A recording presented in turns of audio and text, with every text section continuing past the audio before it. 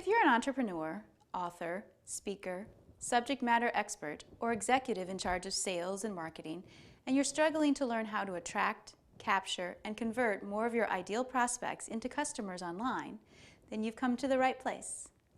Welcome to the video and podcast series created by Mason Dukacek. He's an author, keynote speaker, and his ideas have been featured in Selling Power Magazine, Entrepreneur, and the New York Times. His segments take place practically anywhere, in his car, in the studio, online, or in the field on projects. And his goal is to share at least one valuable perspective, insight, tip, or strategy that can help you make better business decisions faster, particularly when it comes to growing your business online, increasing the demand for what you offer, and positioning yourself in a way that makes you practically irresistible to your ideal clients when they discover you in online search results and social media. Let's join him now and explore today's topic. Hi, this is Mason Dukacek, and I'm here with Mish Hancock for today's segment on the wish list. My wish today is for companies to be more authentic. Yes. How do you feel about that? If you would be more authentic, I'm telling you, this would be really good for your marketing. Well, in the spirit of authenticity, I am going to willingly admit one of my big flaws. And that is? I am wearing a baseball jersey today because we're coming up on the 1-year anniversary of 3 days of my life that just were very transformational, and I had a lot of fun, but it was very humbling. Because as I sit here in a baseball jersey, let me inform you, I am the farthest thing from a good baseball player that you will ever meet. I ran track and cross country, and my only experience with baseball was really more like softball in gym class in high school, and we'd have intramural softball once in a while in college. But, you know, and I can catch fly balls and grounders and stuff, but, you know, I've never really stood around when someone was pitching a fast, hard ball in my vicinity.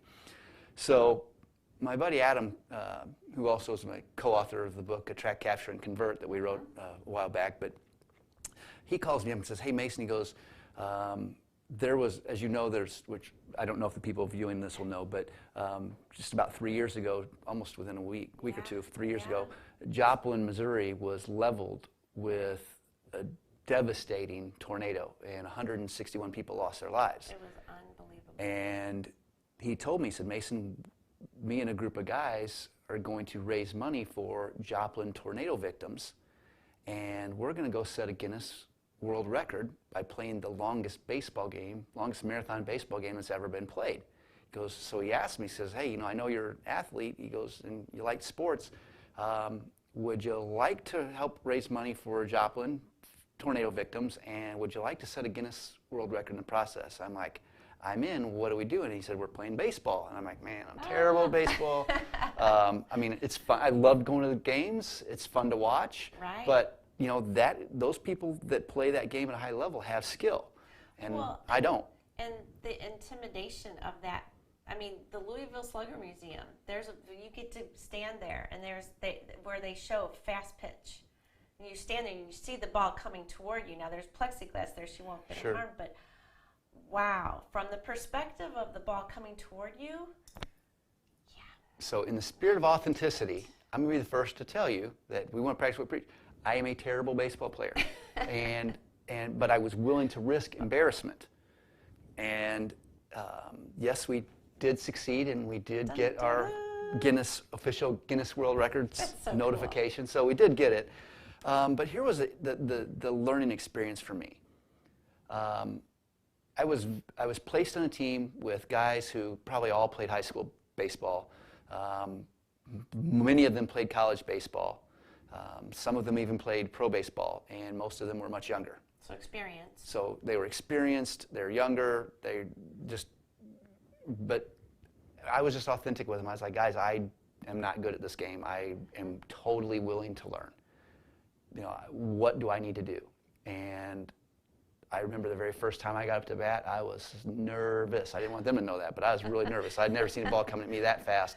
And the thing was, I missed it by 6 inches, easy. And the guys were probably being nice to me when they told me I missed it by 6 inches. But I mean, I really did. I was that bad.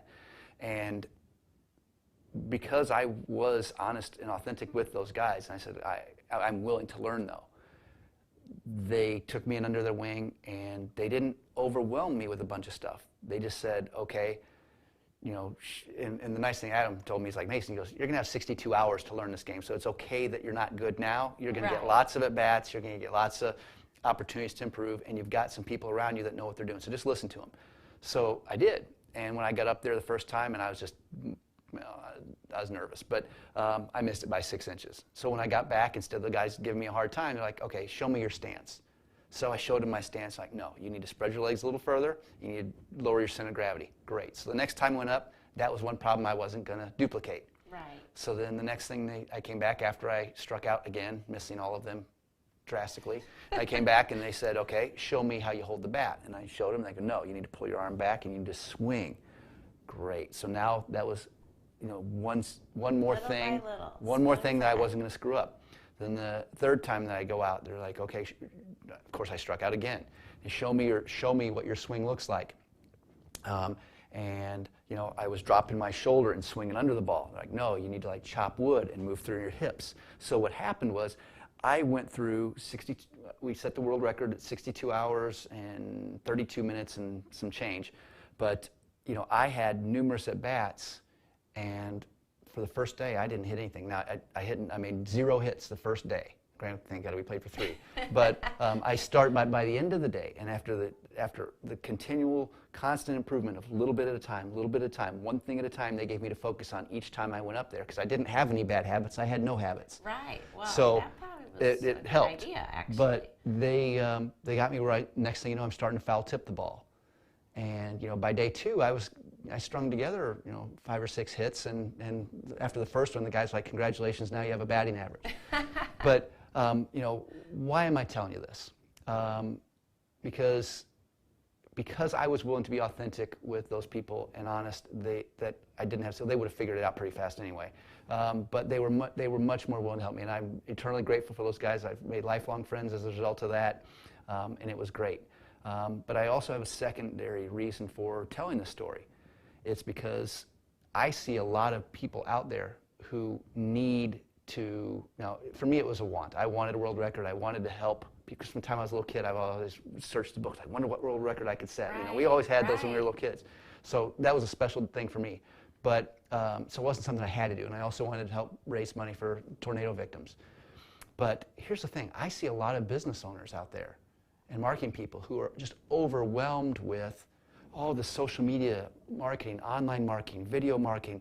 You know, I know I should, and that the rewards are there, but it's so overwhelming. Right. And the nice thing about, for me, the idea of playing baseball with competitive guys was overwhelming to me.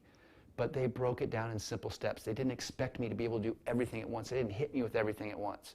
So if you're out, Mish, if you're out there talking to folks and you see them, you see the overwhelm in the eyes, like, oh, I don't even know where to start. I would embarrass myself. All of the same reasons I was hesitant to play baseball. I don't want to embarrass myself. It'll be obvious. I don't know what I'm doing. I'm overwhelmed. You know, I did it anyway. Right. For those people who feel embarrassed or overwhelmed, or when it comes to online marketing, social media marketing, what advice do you have for them? If you were to walk them through the fundamental, just like they walked me through, how far apart your legs are, drop your center of gravity, how do you hold the bat, how do you swing?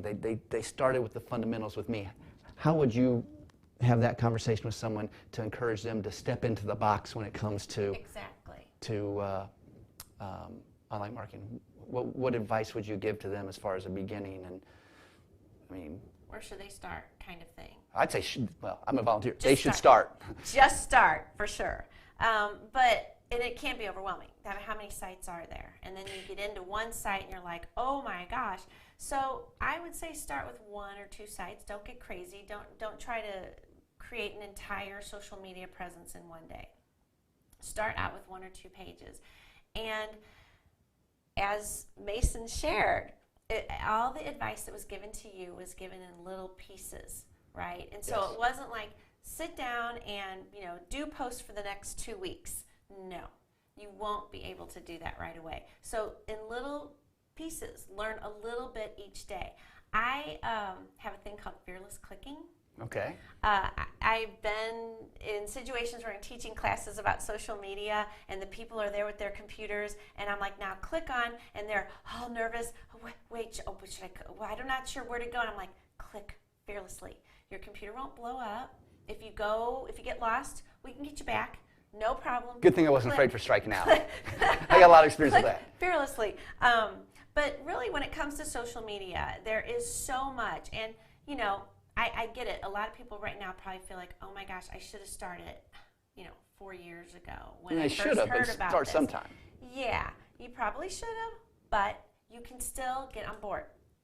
Never too late. It's never too late. You can still get on board. You can still take it little bits at a time. Can I mention a few places Sure. that would be great for you to, a few places that I keep an eye on as far as what's going on and keeping me up to date. I'm just going to give you two. I've got a ton of them, but these two would be good for most people.